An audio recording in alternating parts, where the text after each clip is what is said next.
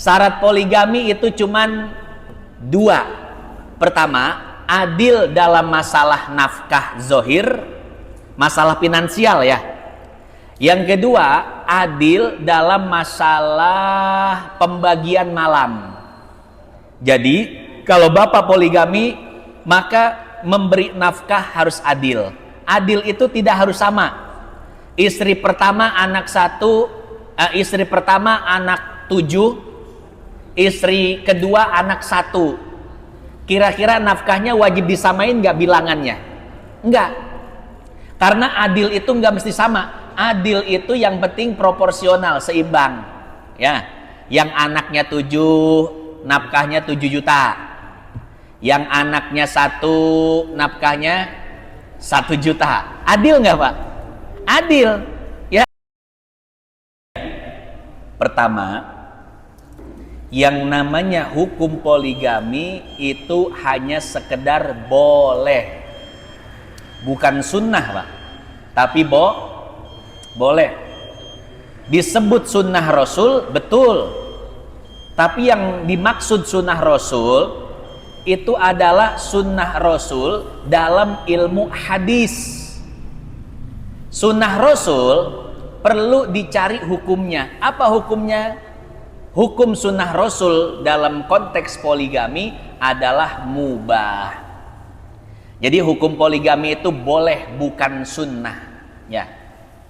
Maka poligami ini terkadang dipolitisir, Pak, sama sebagian bapak-bapak yang ngebet kawin lagi.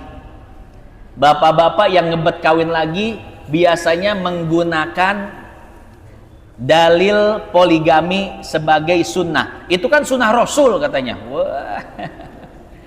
Menjalankan sunnah Rasul pulah pilih yang enak doang. Sunnah Rasul yang susah, tahajud tiap malam, itu nggak pernah dilakuin, Pak. Betul nggak?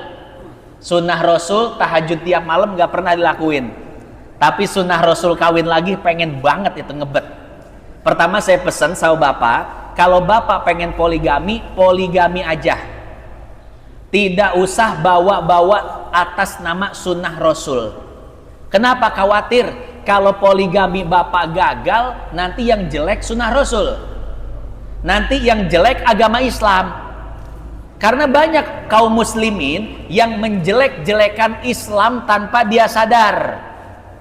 Salah satunya tadi, orang poligami atas nama sunnah Rasul, tapi poligaminya gagal, ngeraken, Pak, ngeraken. Yang jelek jadi ajaran Islam, yang jelek jadi sunnah Rasul. Mun hayang kawin deui mah kawin weh, ulah mawa-mawa Rasul. Betul, Pak? Ada sebuah perkataan mengatakan al-Islam mahjubun bil muslimin. Ajaran Islam yang sebenarnya itu tertutup oleh kelakuan kaum muslimin. Betul, Pak? Terkadang Islam itu jadi jelek bukan dijelek-jelekan oleh non-muslim, tapi Islam jadi jelek karena kelakuan kaum musliminnya jelek. Betul ya? Naik motor pakai sarung koko putih, peci putih. Ada lampu merah diterobos. Orang-orang, Pak, ketika ngelihat orang tersebut yang pakai sarung, koko putih, peci putih, nyerobot lampu merah, kira-kira yang disalahkan siapa? Agamanya. Tuh orang Islam tuh kelakuannya nggak taat aturan. Betul ya? Jadi nggak akan bapak yang disalahkan, tapi yang disalahkan adalah Islamnya. Tuh, hati-hati, Pak. Maka bapak kalau pengen ngebut-ngebutan, kalau pengen nggak taat aturan, jangan bawa-bawa simbol Islam. Geus we make celana, make baju biasa. Mun arek kebut-kebutan, tidak taat aturan. Bapak pakai sarung, peci, koko, buang sampah sembarangan. Orang yang peduli lingkungan ketika ngelihat kelakuan bapak, siapa yang disalahkan? Agama. Tuh, jele, osok ngaji kos kitu kelakuannya. Tuh lihat ustadz begitu kelakuannya. Yang disalahin ke ustadannya, yang disalahin agamanya, yang disalahin pengajiannya. Kenapa? Kelakuannya yang jelek.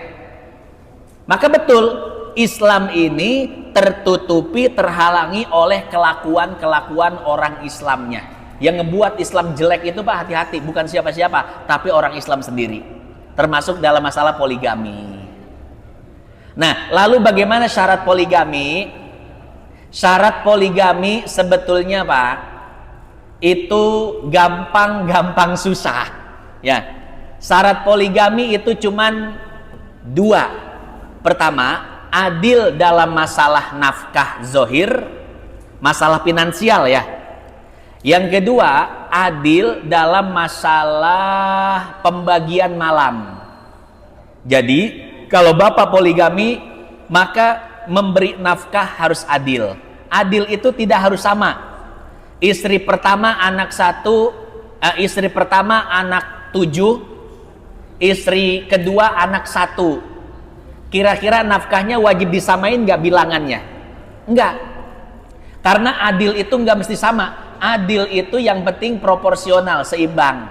Ya, yang anaknya 7, nafkahnya 7 juta. Yang anaknya 1, nafkahnya 1 juta. Adil nggak Pak? Adil. Ya, karena itu namanya proporsional, sesuai dengan porsinya. Yang penting pertama Bapak bisa adil dalam segi ekonomi. Ya. Yang kedua, bisa adil dalam segi pembagian tempat tinggal, pembagian malam. Di yang muda 3 hari, yang tua 3 hari. Yang muda seminggu, yang tua jangan yang muda seminggu, yang tua sehari. Waduh, ini nggak adil namanya Pak ya. Nah, makanya di Al-Quran disebutkan fankihu ma thabalakum minan nisa'i masna wa sulasa wa ruba, silahkan boleh poligami sampai 4 bilangannya. Tapi kata Nabi, kata Allah, fa in khiftum alla ta'dilu fawahidatan. Tapi kalau engkau tidak bisa berbuat adil, maka cukup Jadi syarat poligami cuman adil kok. Adil dalam masalah ekonomi, adil dalam masalah pembagian malam. Pak Ustadz, bukannya ada ayat wala tastati'u ta'dilu sampai akhir. Ada ayat yang mengatakan bahwa laki-laki itu tidak akan mampu berbuat adil. Para ulama mengatakan makna ayat itu adalah laki-laki tidak bisa adil dalam masalah perasaan. Kalau dalam masalah ekonomi bisa Pak adil. Tapi dalam masalah perasaan, sungguh tidak ada satupun laki-laki yang bisa berbuat adil. Cinta sama istri pertama dan cinta sama istri kedua itu pasti beda Pak perasaan. Ya, jangankan kita, Rasulullah orang yang paling adil, tapi dalam masalah perasaan beliau nggak bisa adil. Di antara istri-istrinya ada satu istri yang paling beliau cintai, siapa?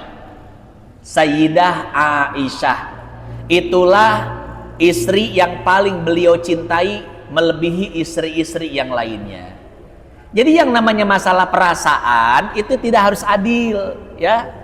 Karena tidak ada satupun manusia yang bisa berbuat adil dalam masalah perasaan. Hati-hati Pak, ini ayat suka dijadiin dalil sama para perempuan. Perempuan suka bilang gini, nggak ada laki-laki yang bisa berbuat adil. Itu ayatnya disebutin. Wala tastati'u an ta'dilu. Engkau laki-laki tidak bisa berbuat adil sama sekali. Ini laki-laki nggak bisa jawab juga. Oh, ada ayatnya ya. Padahal ayat itu kata para ulama berbicara tentang masalah perasaan. Ya. Adapun yang dimaksud adil sebagai syarat daripada poligami hanyalah 2, adil dalam masalah nafkah, adil dalam masalah pembagian malam. Nafkah ada 3 yang penting: sandang, pangan, papan, tempat tinggal, makan dan pakaian. Itu harus terpenuhi semuanya, ya. Makanya pesan saya Pak, kalau Bapak belum bisa membahagiakan istri pertama, jangan sekali-kali tambah istri.